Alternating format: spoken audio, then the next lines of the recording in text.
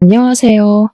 제 이야기를 들어주실 여러분께 인사부터 먼저 올려봅니다. 저는 이제 겨우 30대를 막 넘긴 이곳을 찾아오기에는 비교적 어린 나이에 속하는 여자랍니다. 제가 어쩌다가 이곳을 찾아와서 익명으로 사연을 올리게 되었는지 무척 궁금하지 않으십니까? 저도 가끔 즐겨 듣는 채널이라 바로 찾아오긴 했지만 사연을 쓰려고 하니 화부터 나네요. 정말 깜빡 속아서 제 인생을 완전히 나락으로 떨어질 뻔했던 이야기를 여러분께 들려드리려고 합니다. 제가 차마 제 실제의 지인들에게는 쪽팔리기도 하고 뒷말이 나올 게 분명해서 털어놓지 못했는데요. 그러다 보니 명치가 쓰라린 게 화병이라도 생긴 것 같더라고요.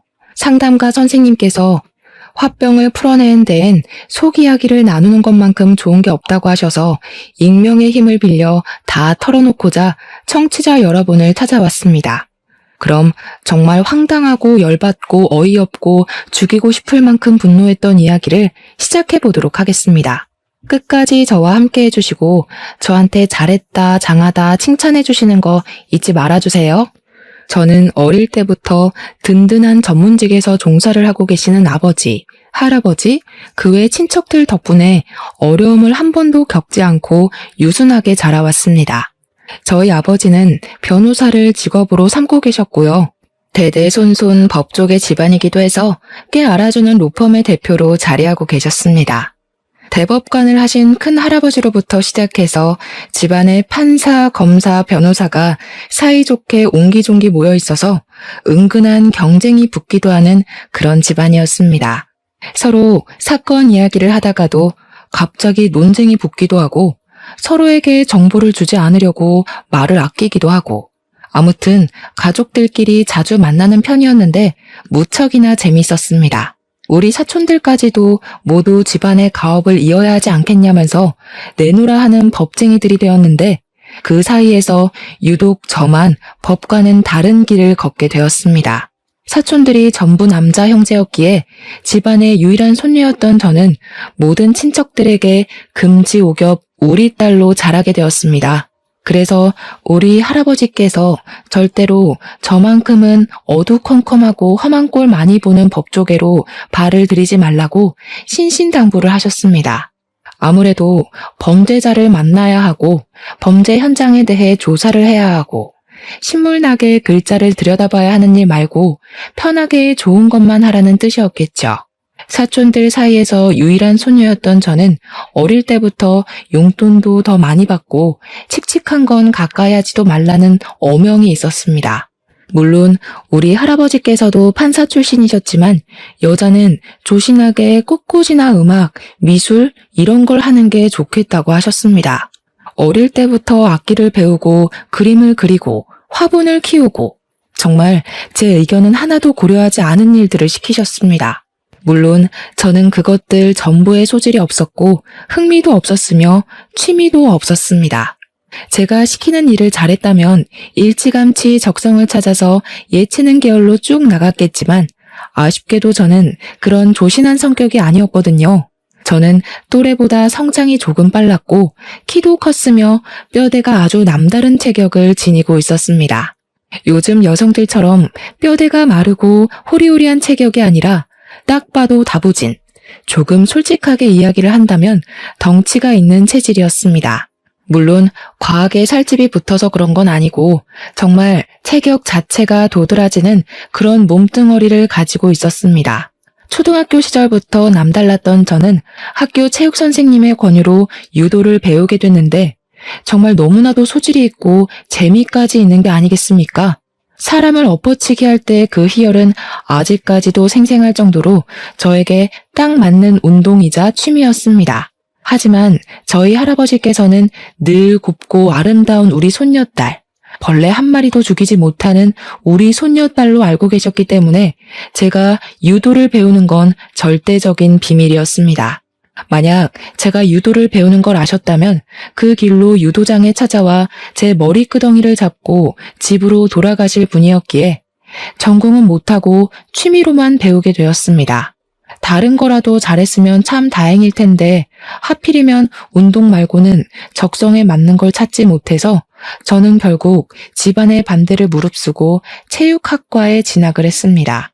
몸 다치는 과격한 운동은 절대 안 된다고 해서 어쩔 수 없이 제 진로는 경기 심판일로 정해지게 되었고 생각지도 못한 공부를 하게 되었습니다.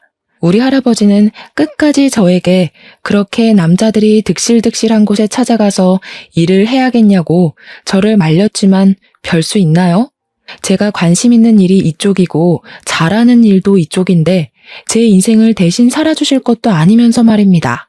체육학과에 진학한 저는 유일하게 여자 같은 사람이었기에 남학생들의 많은 대시를 받게 되었고 대학을 다니면서 연애도 꽤 여러 번 하게 되었습니다. 아무래도 제가 진학을 하게 된 쪽이 남자들이 많은 곳이라서 더욱 저에게 관심이 쏠렸을 수도 있을 겁니다. 그때는 치마만 입으면 다 좋아할 나이 아니겠습니까? 저는 그 기회를 놓치지 않고 열심히 연애를 하면서 학교 생활을 즐겼습니다. 하지만 연애하는 걸 숨기지 못했던 저는 아주 곤욕스러운 일들을 수차례 겪게 되었습니다. 제가 유일한 여자 손녀라고 했잖아요. 우리 일가 친척들이 정말 오버를 해대면서 제가 남자친구를 사귄다는 소식이 들리면 학교에 찾아오고 그러는 겁니다. 진짜 얼굴을 들고 다닐 수 없을 정도로 쪽팔리는 일들이 한두 가지가 아니었습니다. 우리 귀염둥이의 남자친구가 누구냐면서 체육관에 찾아와 고래고래 소리를 지르는 사촌 오빠를 봤을 땐 정말 학교를 휴학할까 고민도 했습니다. 물론 그게 나중에는 일부러 장난을 치려고 한 짓이라는 걸 알고 사촌 오빠의 머리털을 뽑아버렸지만 당시에는 자퇴를 고려할 정도로 큰 수치였습니다. 아무튼 금이야 오기야 자란 손녀답게 제가 남자친구를 만나도 제대로 된 대우를 받지 못하면 금방 헤어지기 일쑤였고요. 집안에서도 제가 만나는 남자친구를 알게 되면 자꾸 찾아가서 우리 귀염둥이를 울리면 죽여버린다고 으름장을 놓는 바람에 헤어지는 일도 많았습니다. 오죽하면 제가 해외로 도피 유학을 가야 하나 이 집을 떠나야지만 연애도 하고 결혼도 할 수 있겠다 하고 생각을 했으니까요. 그런 일들이 반복이 되니 자연스럽게 저와 연애를 하겠다고 나서는 용감한 인간들의 씨가 마르기 시작했고요. 저는 대학교 3학년 때부터 딴 데 눈을 돌리지 않고 학교 생활만 열심히 하는 학생이 되었습니다. 부모님께서는 절대적으로 말리셨지만 국제 심판이 되려면 필수적으로 유학을 가야 해서 저는 대학을 졸업한 이후에 유럽으로 유학을 떠나게 되었습니다. 4년을 공부를 하고 국제 심판 자격증을 취득한 이후에 한국으로 돌아왔는데 그게 제 나이 29살의 일입니다. 꽤 오랜 시간 해외 생활을 했기 때문에 한국으로 돌아와서 부모님과 함께 사는 생활이 즐겁고 행복했습니다.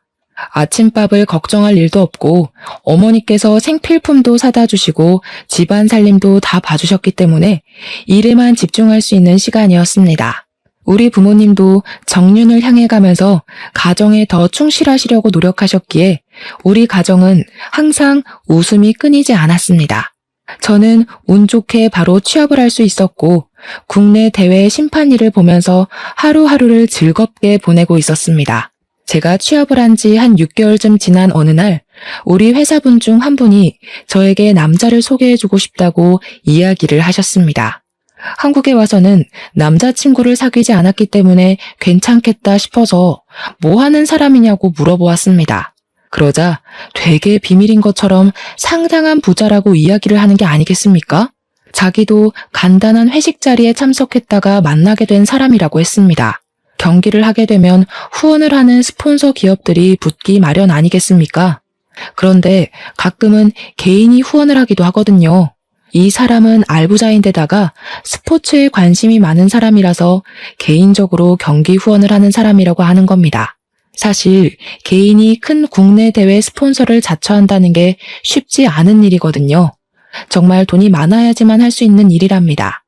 잘 아시는 분이냐고 했더니 그건 아니고 다른 팀 회식 자리에서 소개를 받은 사람인데 제가 딱 생각났다면서 부잣집에 시집을 가면 자기한테 한턱 쏘라고 하더라고요. 사실 저희 집도 따지고 보면 부잣집이었기에 상대방이 돈이 많고 적고는 상관없었지만 계속해서 한번 만나보라고 권유를 하는 상사의 말을 거절하긴 좀 그랬습니다. 회사 사람들은 저희 아버지가 국내 5대 로펌 중 하나의 대표이고 집안이 대대손손 법조계 집안이라는 걸 모르고 있었기 때문에 그냥 웃고 말았습니다. 저에게 여자는 돈 많은 집에 시집 가는 게 최고라면서 보통 부자는 아닌 것 같으니 잘해보라고 만나보기도 전에 설레발을 치시더라고요. 상사가 그렇게까지 이야기를 하는데 저도 부자인데요? 하고 거절을 하는 것도 영 아닌 것 같고 남자를 만나고 싶은 마음도 있었기에 알겠다고 했습니다. 상사는 제가 긍정의 의미를 비추자 미혼이니까 이런 자리도 생기는 거라면서 수다스럽게 이야기를 하더라고요. 말에 어폐가 있긴 했지만 저를 위해서 그런 자리를 마련해 주신 거라고 하니 저도 기분 좋게 소개팅을 하기로 했습니다. 연락처를 받고 시간을 내서 소개팅 자리를 마련하게 됐는데 상대방 남자분이 생긴 것도 번지르르하게 꽤 잘생겼고 행색도 멀끔하더라고요. 아무래도 제가 보고 자란 브랜드들이 있으니까 남자가 딱 제 앞에 서자마자 머리부터 발끝까지 스캔을 쭉 했는데 옷도 죄다 비싼 것들이었습니다. 그 남자가 입고 온 슈트가 우리 사촌들이 좋은 자리 있을 때 입고 다니는 명품 슈트랑 같은 것이었거든요. 그날 밥 잘 먹고 저에게 집까지 데려다 주겠다고 해서 본가로 향하는데 차도 외제차를 끌고 왔더라고요.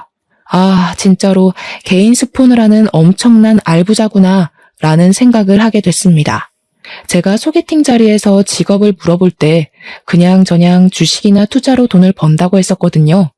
그 말은 딱히 직업은 없다는 뜻 아니겠습니까? 그런데도 명품 슈트에 외제차를 끌 수 있는 유지력이 있다는 거니까 집안 자체가 부자구나 하는 생각을 하게 되었습니다. 생각보다 대화도 잘 통하고 허세도 없는 사람이라서 첫 만남에 집까지 데려다주고 하는 걸 거절하지 않았습니다.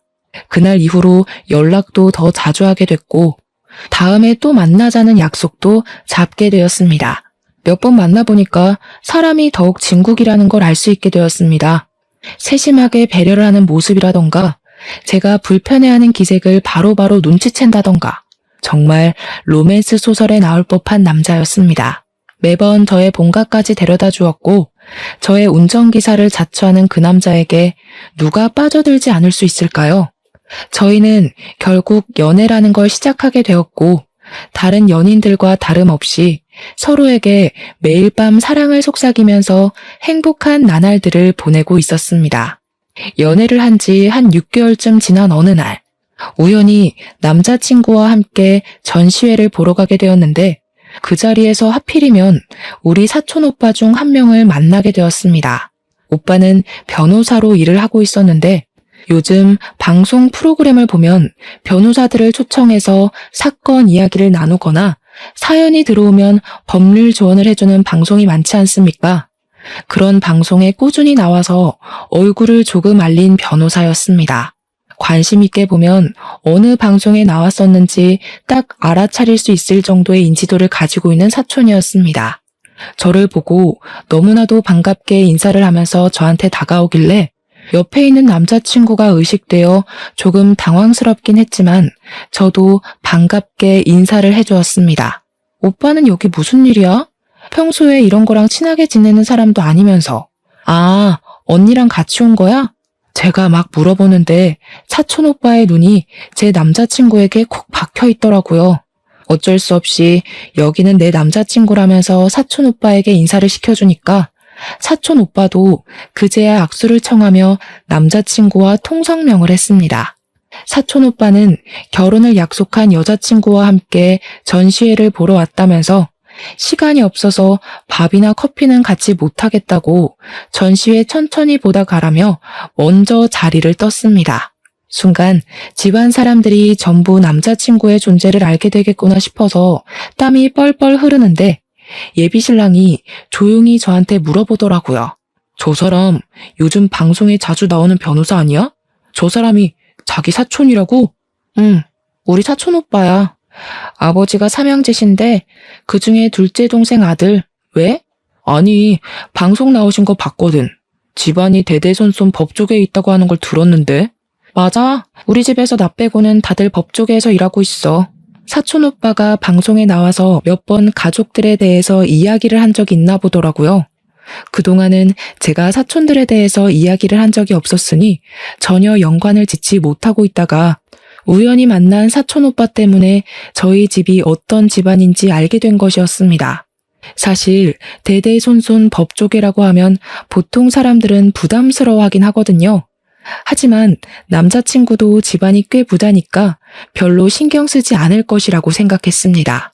그건 제 착각이었죠. 남자친구는 저희 집안이 부담스러웠던 건지 뭔지 사촌 오빠를 만난 이후에 이상하게 뜨뜨미지근한 태도를 보였습니다. 간이고 쓸개고 다 빼어줄 것처럼 굴었던 남자친구가 은근히 거리를 두려고 하는 모습에 저에게 정이 떨어졌나 싶어서 속상하기도 했습니다. 저는 참지 않고 솔직하게 말을 해달라고 왜 요즘 거리를 두는 거냐고 물어보니까 화들짝 놀라면서 오해라고 하더라고요. 투자를 하던 주식 하나가 손해를 보게 되어서 요즘 기분이 좋지 않았다고 걱정시켜서 오히려 미안하다고 저에게 사과를 했습니다.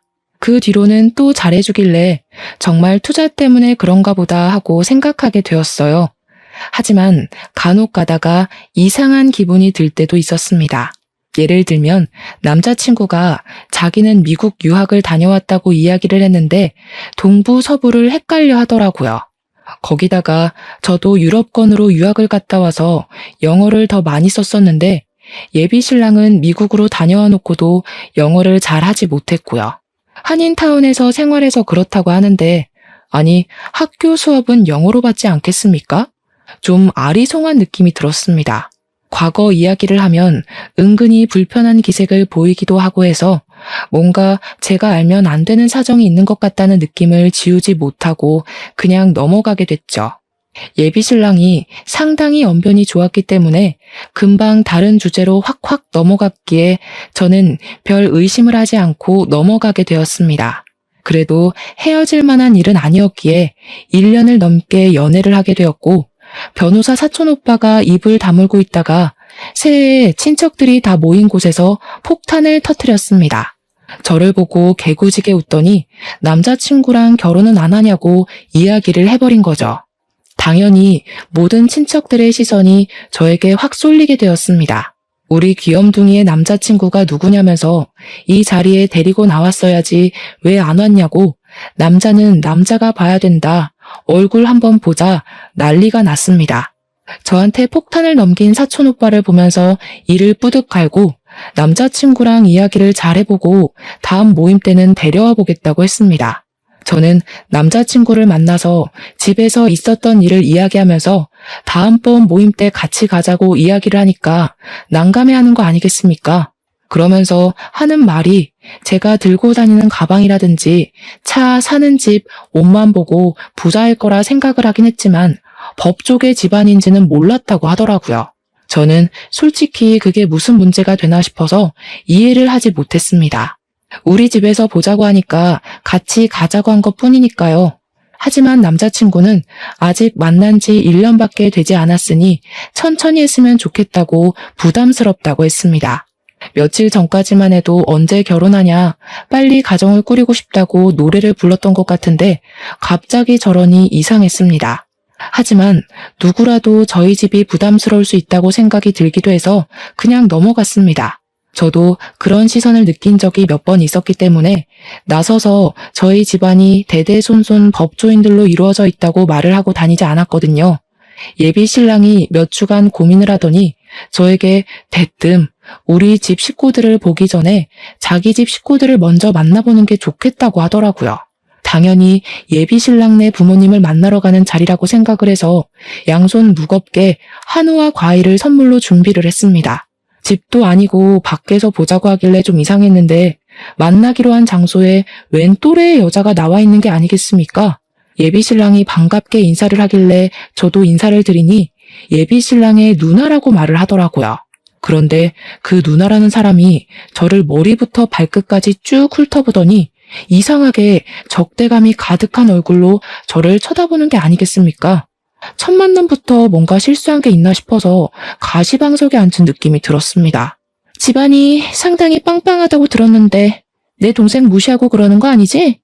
내 동생이 우리 집에선 아주 귀하게 자란 아들이거든. 시작부터 저에게 경고를 하듯이 이야기를 하는데 말끝마다 너네 집 빵빵하다고 우리 집 무시하는 거 아니야? 하면서 말을 하더라고요. 그런데 예비 신랑이네 집도 개인 스폰을 할 정도로 돈이 많은 집안인데 저한테 뭘 무시했네 어쩌네 하는 건지 이해가 가질 않았습니다. 그날 제가 입고 나간 옷보다 예비 신랑이 입은 옷이 훨씬 더 비싼 옷이었는데 돈돈거리니까 의아했죠.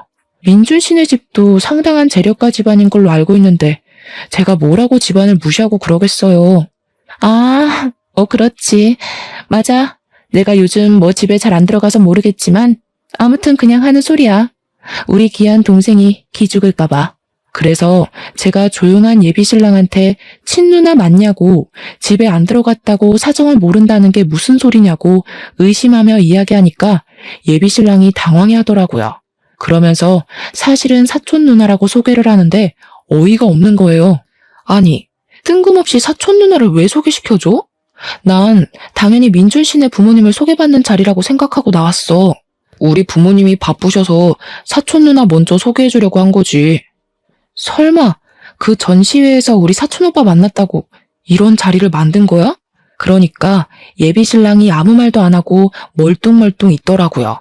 그 사촌 누나라는 사람이랑 자기가 무슨 어릴 때부터 친남매처럼 달아왔기 때문에 결혼할 사람이 생기면 당연히 서로 보여주기로 했다고 변명을 하더라고요. 제가 어이가 없어서 말없이 뚱하게 앉아있으니까 그때부터 사촌 누나라는 사람도 저한테 말 한마디 안 거는데 와, 진짜 뒤통수 맞은 느낌이 들었습니다. 저도 먼저 화해의 제스처를 취하고 싶지 않아서 물어보는 말에만 대충 대꾸하고 자리를 빨리 끝내고 싶은 사람처럼 굴었습니다. 드디어 예비 신랑 입에서 이만 일어나자는 이야기가 나왔고 당연히 제가 준비해간 선물은 민준 씨 손에 들려주려고 했죠. 근데 사촌 누나라는 사람이 선물 준 거는 잘 먹을게 하면서 양손에 쥐고 일어나려고 하는 게 아니겠습니까? 놀래서 제가 확 낚아챘습니다. 저를 무슨 짓이냐는 듯 쳐다보길래 이것까지 주면 진짜 호구 잡히는 것 같은 기분이 들어서 웃으면서 이야기를 했습니다. 이거는 민준 씨 부모님 드리려고 산 거라서요. 민준 씨가 집으로 가지고 들어가. 얘 좀 봐라. 얘, 내 입은 입도 아니니? 내가 안 그래도 물어보고 싶은 게 많았는데 우리 민준이 얼굴 봐서 꾹 참았거든. 너네 집안 사람들은 죄다 법조계에서 일한다고 하더니 너는 왜 체육과야? 공부 못해서 어쩔 수 없이 그쪽으로 빠진 거 맞지? 보니까 집안이 잘난 거지 지는 잘난 거 하나 없구먼. 진짜 열이 확 뻗치는 게 예의가 없어도 너무 밥 말아먹었다 싶더라고요. 제가 인상을 쓰고 사촌 누나라는 사람을 쳐다보니까 더럽고 치사해서 그냥 가겠다고 빈손으로 성큼성큼 나가더라고요. 제가 또 기골이 장대한 여자고 키도 사촌 누나보다 크고 운동을 계속 해왔으니까 몸이 진짜 좋은 편에 속하거든요. 제가 째려보니까 무섭기라도 했나 완전 뒷공문이 빠지게 도망간다 싶어서 솔직히 조금 고소한 마음도 들었습니다.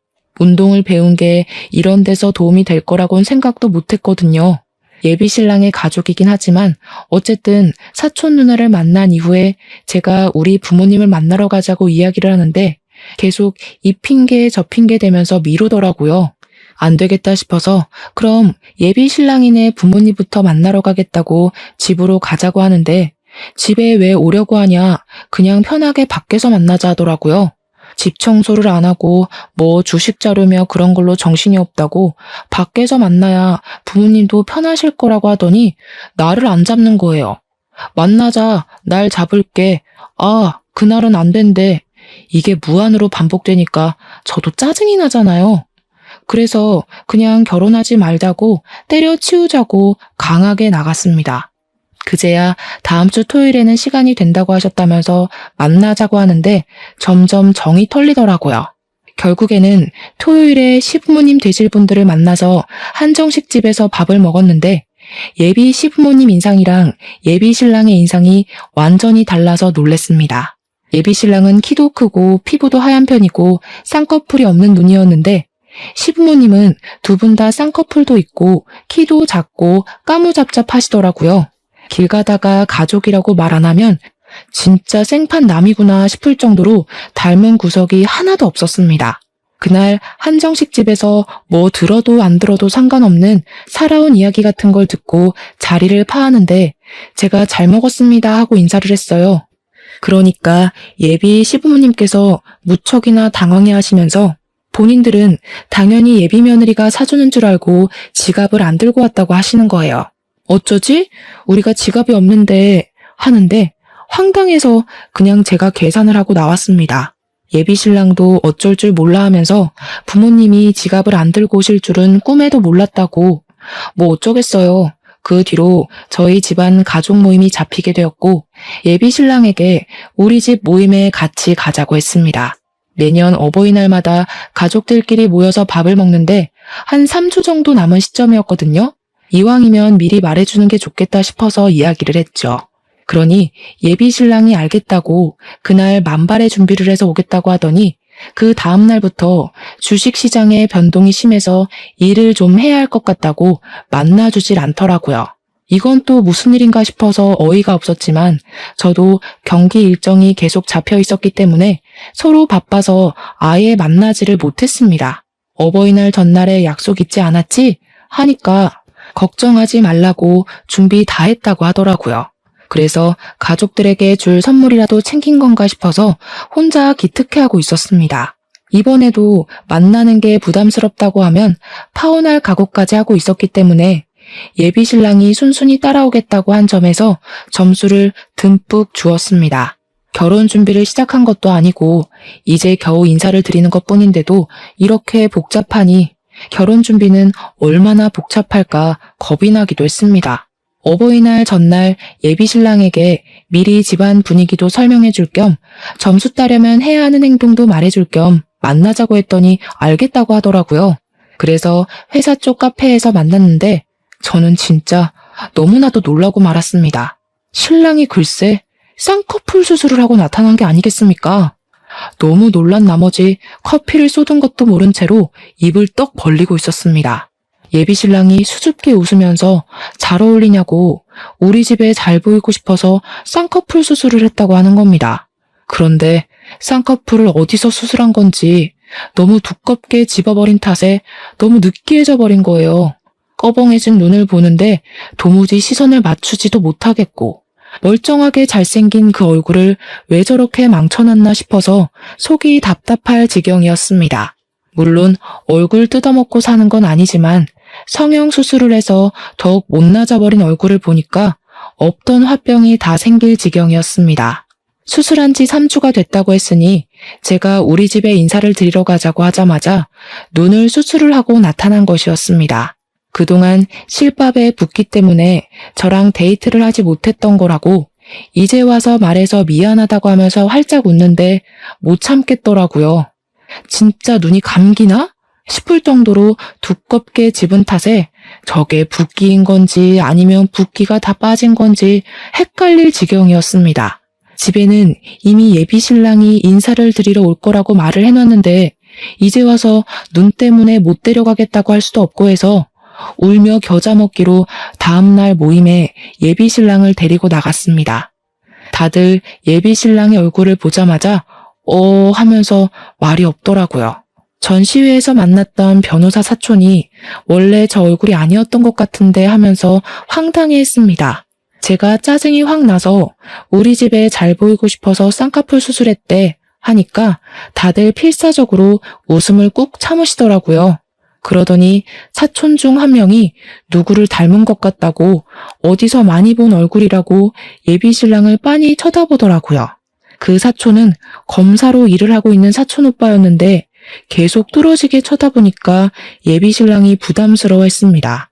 아, 닮긴 누굴 닮아. 그만 쳐다봐. 웅삼이. 그 말에 다른 가족들도 결국 웃음을 참지 못하고 다들 빵 터지고 저는 응삼이 누군지 몰라서 막 찾아보는데 사진 보고 뒤로 자빠질 뻔했습니다. 우리 예비 신랑은 기분이 나쁠 만도 한데 거기서 하하 웃으면서 땀을 뻘뻘 흘리더라고요. 그리고 예비 신랑이 먼저 자기 입으로 제가 응삼이를 닮아서 그런가 봅니다 하면서 분위기를 바꿔놓았습니다. 다들 성격은 좋은 것 같다면서 하나둘 풀어져서 예비 신랑에게 이것저것 질문도 하고 음식도 챙겨주시고 했습니다. 그날 그 모임에서의 일로 예비 신랑이 용기가 생긴 건지 뭔지 저한테 빨리 결혼했으면 좋겠다면서 결혼 노래를 부르더라고요. 저는 응삼이가 된 그 얼굴에 적응이 되지 않아서 뭘 서두르려고 하냐고 이제 인사드린 거 아니냐고 한 발 뒤로 물러섰는데 예비 신랑은 포기하지 않고 결혼 노래를 불렀습니다. 그러던 어느 날 사촌 누나라던 여자가 저한테 만났으면 좋겠다고 연락이 오더라고요.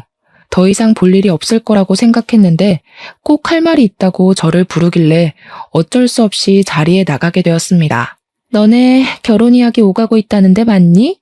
이야기를 들었을지 모르겠는데 사실 민준이가 지네 부모랑 좀 안 친해. 그래서 혼자 산 지도 오래됐고 민준 씨 부모님이랑 함께 산다고 했었는데요. 그래서 집에도 놀러 가본 적이 없는데 무슨 말씀이신지. 아니, 혼자 사는 거나 다름없다고. 사람 말을 끝까지 들어야지 왜 말을 끊니? 민준이네 부모님이 집에 잘 안 들어오는데 가끔 와서 그래. 그런데 사촌 누나분이시라는 분은 외가 쪽 친척이에요? 친가 쪽 친척이에요? 지금 그게 중요하니? 중요한 건 그게 아니라 내가 민준이랑 제일 친한 가족이고 내가 너한테 부탁할 게 있어서 좀 보자고 한 거야. 다른 건 아니고 내가 민준이한테 그간 빌려준 돈도 좀 있고 내가 돈이 급해서 그런데 돈 좀 해줘. 저는 순간 저한테 돈이라도 맡겨놓은 줄 알고 깜짝 놀랐습니다. 민준 씨에게 빌린 돈이 있으면 당연히 민준 씨에게 받으셔야지. 그걸 왜 저한테 달라고 하세요? 민준이한테 이야기 못 들었어? 요즘 주식 상황이 별로 좋지 못해서 민준이 투자금 회수하는 게 좀 버겁다고 하더라. 어차피 너네 예단 예물 그런 거 다 할 거 아니야? 민준이네 부모님은 그런데 관심도 없어. 내가 민준이랑 제일 친한 가족이니까 대신 받는 셈 치는 걸로 하면 되잖아. 그거는 제가 시부모님과 만나서 상의를 해보도록 할게요. 어른들도 계시지 않는 자리에서 저희끼리 정하는 건 아닌 것 같습니다. 민준이네 부모는 민준이 제대로 키우지도 않았다니까. 그 부모들은 받을 자격이 없는 사람들이야. 내가 민준이 업어 키운 거나 마찬가지인데 내가 받아야 하지 않겠어? 당당하게 이야기를 하는데 이게 무슨 콩가루 집안인가 싶더라고요. 계속 말을 이어가 봐야 저한테 불리할 것 같다는 생각이 들어서 시댁에서 저에게 해주는 게 없다면 저도 딱히 준비할 맘 없다고 선을 그었습니다. 그러니까 화들짝 놀라면서 집도 부자인데 당연히 바리바리 예단을 준비해야 하는 거 아니냐면서 친척들 것까지 싹 다 준비를 하라고 훈수를 두더라고요. 시댁에서 예물을 줘야 저도 구색에 맞춰서 준비하는 거 아니겠습니까? 근데 한술 더 떠서 사촌 신우가 저에게 종이를 내밀더라고요. 이거 예단 목록인데 우리 집에 살림 채워야 할 것들 써놨어. 집을 해온 것도 아니고 아직 상견례니 뭐니 결혼 준비를 하나도 한 게 없는데 예단 목록이라며 그것도 사촌 신우 집안 살림을 채우라뇨. 종이 적힌 목록이 아주 가관이었습니다. 자기네 집에 냉장고, 세탁기, 건조기, TV를 놔달라고 적어놨길래 기가 막히더라고요. 막말로 친누나도 아니고 사촌 누나인 주제에 뭘 받아 챙기겠다는 건지. 민준 씨가 집을 몇 평 해오는지에 따라서 금액 맞춰 해갈게요. 이건 사촌 신우와 할 이야기가 아닌 것 같습니다. 그러고는 더 말할 필요도 없겠다 싶어서 그 자리를 박차고 나왔는데 뒤늦게 문자가 와서는 저에게 돈 좀 달라고 한 500만 원만 보내주면 된다고 하더라고요. 500만 원이 제 수중에 없었던 것은 아니지만 제가 사촌 신우에게 도대체 그걸 왜 해줘야 하냐는 겁니다. 너무 기분이 나쁘고 짜증이 나서 예비 신랑에게 바로 연락을 해서 따져들었습니다. 도대체 민준 씨에게 빌려준 돈을 왜 나한테 달라고 하는지 이해가 안 가서 그래. 그것도 꼴랑 500만 원이래. 민준 씨 개인 스폰도 하는 사람 아니었어? 입고 다니는 옷 한 벌 값이잖아. 그 돈. 근데 그걸 왜 나한테 달라고 하냐고. 거기다가 예단 목록이라면서 종이에 뭘 잔뜩 써왔더라? 뭔가 했더니 자기네 집에 가전을 바꿔달래. 무슨 시어머니도 아니고 사촌 누나라는 사람이 나한테 당당하게 요구할 일이야? 어이없어. 누나가 날 어릴 때부터 업어 키워서 정이 남달라서 그래. 업어 키운 건 업어 키운 거고 그러면 민준 씨가 알아서 챙겨야지. 그걸 왜 나한테 그러냐고. 집안 문제 나 끌어들이지 말고 민준 씨 부모님이랑 사촌 신우랑 이야기 잘해봐. 예비 신랑은 저에게 알아서 잘 해결하겠다고 해서 저희는 결혼 준비를 시작했는데 이제는 상견례 날을 미루더라고요. 닥달을 한 끝에 결혼 이야기가 나온 지 4개월 만에 상견례를 하게 되었는데 진짜 이상한 점이 한두 가지가 아니었습니다. 민준 씨가 유학했다는 지역도 헷갈려하고 알레르기 있는 음식도 헷갈려 하더라고요. 한마디로 아들에게 관심 없는 부모 느낌이었습니다. 우리 부모님도 수상했는지 저에게 제대로 한번 조사를 해보자고 했고 검사인 사촌 오빠에게 물어보게 되었습니다. 저는 뒷조사를 한다는 게 그것도 개인의 일을 위해 공권력을 사용한다는 게 마음에 걸렸지만 사촌 오빠도 이상했다면서 해보자고 하더라고요. 그런데 아무리 찾아봐도 민준 씨 이름으로 뭐가 나오는 게 없다는 겁니다. 심지어 나온 대학까지 뒤졌는데 민준이라는 이름의 동명이인만 있고 제 예비 신랑은 없더라고요. 영 수상해서 유학 가기 전에 땡땡 대학을 다녔다고 하지 않았냐고 예비 신랑에게 물어보니까 대답을 회피하더니 사실은 본 캠퍼스가 아니라 사이버 대학을 나왔대요. 땡땡 대학에서 운영하는 학점 운행제 학교를 졸업했다는 겁니다. 순간 머리가 띵하더라고요. 그 와중에 사촌 누나라는 사람은 저에게 명품백을 사달라며 문자로 타령을 하고 있고 이 결혼은 아니다 싶어서 접기로 결심을 했습니다. 어버이날 이후 가진 모임에서 할아버지께 결혼 엎어야 할 것 같다고 이야기를 하려 했는데 검사 사촌 오빠가 제 눈치를 보는 게 이상하더라고요. 할 말이 있어 보이는 눈치라 기다리고 있었는데 할아버지께서 우리 손녀 결혼 준비는 어떻게 되고 있냐고 물어보시더라고요. 저 결혼 안 하려고요. 이상한 게 한두 가지가 아니고 저를 속이고 있는 것 같아서요. 대학도 속였더라고요. 그래, 아주 잘 생각했어. 이 얘기를 어떻게 해야 하나 고민했는데 내가 이상하게 낯이 익다고 했잖아. 기억났어. 그놈 사기 전과 15범인 놈이야. 우리 가족들 모두 입을 떡 벌렸습니다. 알고 보니 여자 등쳐먹는 걸로 유명한 사기꾼이었대요. 결혼하자고 꼬셔놓고 혼수비다 아파트 중도금이다 하면서 돈 뜯어내고 나르는 놈이고 이름도 민준이 아니라 영석이라는 겁니다. 같이 동거하면서 공범짓을 하는 여자라고 사진을 보여주는데 사촌 신우라던 그 여자더라고요. 그 여자도 전과가 12범이라고 했습니다. 제가 어이가 없어서 막 웃었더니 가족들이 우리 귀염둥이 실성했다고 본때를 보여주자면서 증거를 잡기 위해 미행을 하자고 했습니다. 개인 스폰이고 뭐고 다 구라였는지 원룸촌으로 들어가는 민준, 아니 영석을 발견하고 저희는 블랙박스며 녹음기며 카메라며 만발의 준비를 했습니다. 끌고 다니던 외제차도 렌터카였고 입고 다니던 옷도 대여숍에서 빌린 옷이었다고 하더라고요. 원룸에 들어갔던 영석은 운동복으로 갈아입고 현관 입구 옆 화단에서 사촌 신우라던 그 공범과 같이 담배를 피우고 있더라고요. 저와 사촌들은 차에 숨어서 살짝 창문을 열고 그 대화를 엿들었습니다. 야, 쌍수하니까 아예 못 알아보던데 검사도 못 알아보더라. 얼마나 가슴을 졸였는지. 법조인이라더니 다들 사건이 많아서 그런가? 이대로 망하나 싶었는데 큰 거 한탕 하겠어. 자꾸 걔한테 돈 달라 뭐 사달라 하지 마. 때가 되면 다 뜯어낼 수 있어. 일단 예식장 비용부터 뜯어야 할 거 아니야. 요즘 호텔은 억 단위라던데? 아이씨, 큰 거 기다리다가 놓칠까봐 그렇지. 불안하기도 하고. 아무튼 이번 일 끝나면 우리 혼인신고 하는 거다. 기다려, 해준다니까. 근데 영석 씨, 나도 민준 씨 하는 게 입에 붙어서 영석 씨 본명이 입에 안 붙어. 담배를 다 피운 건지 집으로 들어가길래 저희는 블랙박스에 찍힌 것과 녹음기에 녹음이 잘 된 건지 다시 한번 돌려봤습니다. 소리가 작긴 했지만 대화 내용은 알아들을 수 있을 정도더라고요. 저는 그놈에게 아무렇지 않은 척 우리 집으로 불렀고 가족들이 본인을 알아보지 못한 거라 생각했는지 아주 당당하게 저희 집 문을 밟았습니다. 사촌들까지 전부 자리에 있으니 조금 놀란 듯 보였지만 태연하게 행동을 하더라고요. 영석 씨, 놀랐어? 가족들이 다 있어서? 그러니까 그놈이 얼굴이 새파랗게 질려서는 영석? 영석이가 누구야?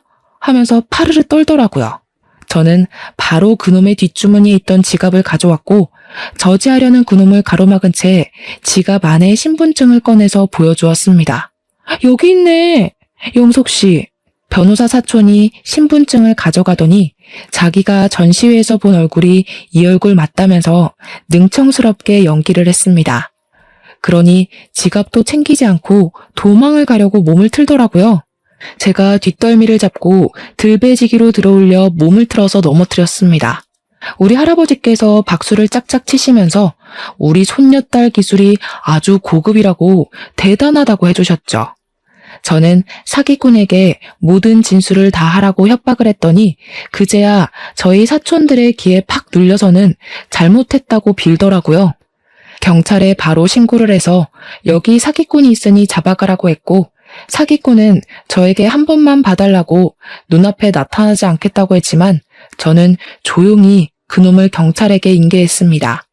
경찰서에 가서 사기꾼이랑 공범이랑 둘 다 자기들은 돈이나 현물을 받은 게 없어서 사기죄가 성립이 안 된다고 뻔뻔하게 나오더라고요. 당연히 그럴 줄 알고 공범의 통장에 전날 500만 원을 보내놨었거든요. 이체 내역이랑 공범이 저에게 돈 달라고 했던 문자를 보여주니 경찰도 혐의가 인정된다고 했습니다. 억울한 눈으로 저를 바라보는데 저는 웃으면서 제가 당할 뻔한 이야기를 쭉 경찰에게 진술했습니다. 이미 전과 15범, 12범이라서 가중처벌을 받을 텐데 합의하실 거예요? 아니면 소송전? 당연히 소송이죠. 합의를 울부짖는 그 연놈들이 유치장에 갇히는 걸 보고 나서야 저는 경찰서를 나왔습니다. 당연히 집안에 빵빵한 변호사들이 있는데 소송전으로 가야지 뭐 한다고 합의를 하겠습니까? 결국 두 사람은 사기죄에 사칭죄까지 붙는 바람에 전과가 하나씩 늘어나게 되었고 짧지만 징역형도 살게 되었습니다. 그 뒤로 아주 불편하게 사촌들이 직접 소개해주는 남자들만 만나라는 할아버지의 명령이 떨어졌지만 한동안 남자 만날 일은 없을 것 같습니다. 제 이야기 재미있으셨나요? 다음에도 재미난 일이 생기면 이곳에 찾아와 속 시원하게 풀고 가도록 하겠습니다. 감사합니다.